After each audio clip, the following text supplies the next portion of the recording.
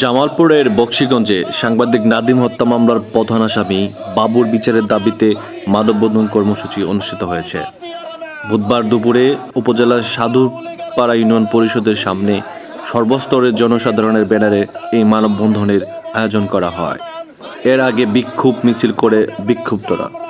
এতে সাধুপাড়া ইউনিয়ন বিএনপির সভাপতি গাজীউর রহমান মোল্লা, সহসভাপতি রাশেদুজ্জামান সোনামিয়া, ইউনিয়ন বিএনপির সাবেক ভারপ্রাপ্ত সাধারণ সম্পাদক শাহিনুর ইসলাম, স্বেচ্ছাসেবক দলের আহ্বায়ক আনার আলী সহ নিহত সাংবাদিক নাদিমের স্বজন ও স্থানীয়রা বক্তব্য রাখেন।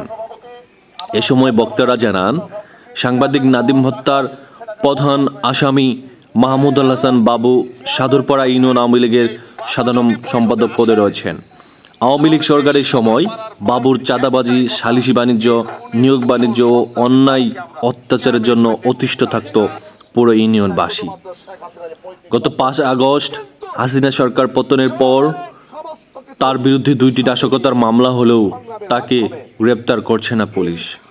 উল্টো এখনো মানুষকে নানাভাবে হয়রানি সহ ভয়ভীতি দেখাচ্ছে বাবু ও তার লোকজন।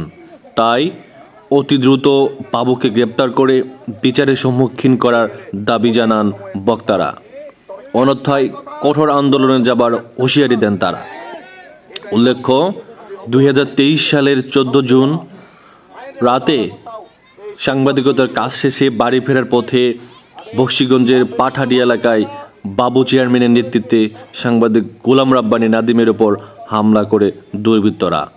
এরপর 23 সালের 15 জুন ময়মনসিংহ মেডিকেল কলেজ হাসপাতালে মারা যান তিনি। এরপর পরিবারের পক্ষ থেকে মামলা দায়েরের পর দীর্ঘ তদন্ত শেষে ভারতে পালানোর পথে মামলার প্রধান আসামি চেয়ারম্যান বাবুকে গ্রেপ্তার করে পুলিশ। গ্রেপ্তারের পর জেল হাজতে কয়েক মাস থাকলেও উচ্চ আদালত থেকে জামিনে বের হয়ে এখন মুক্ত আকাশে ঘুরছেন প্রধান আসামি। একজন ডলার ব্যবসায়ী, ভোট ডাকাতির চেয়ারম্যান হত্যার উনি এখনো বিচার পায় নাই। সুষ্ঠু বিচার কেন পেল না? আমি তাকে তিন দিনের ভিতরে গ্রেপ্তার দেখতে চাই।